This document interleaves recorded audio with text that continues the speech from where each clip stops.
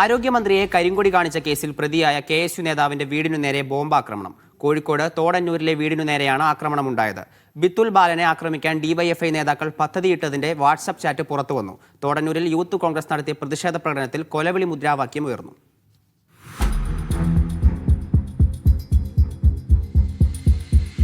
പുലർച്ചെ 2:36 KSU കോഴിക്കോട് ജില്ലാ secretary ബിത്തുൽ ബാലന്റെ വീടിനു നേരെ ആക്രമണമുണ്ടായത്.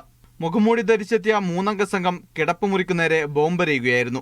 വീടിന്റെ ജനൽ ചില്ലുകൾ തകരുകയും ചുമരിന് കേടുപാടുകൾ സംഭവിക്കുകയും ചെയ്തു.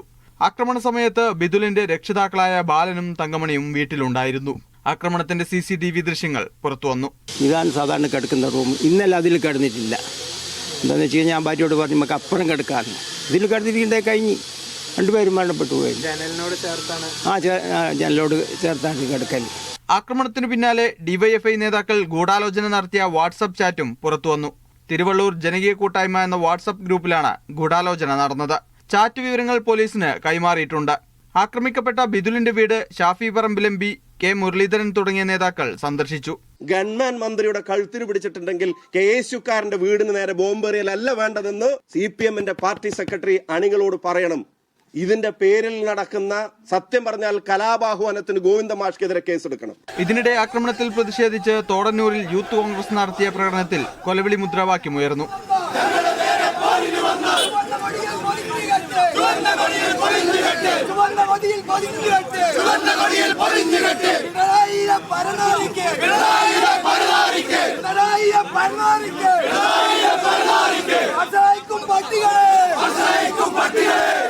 മീഡിയ 1 കോഴിക്കോട്.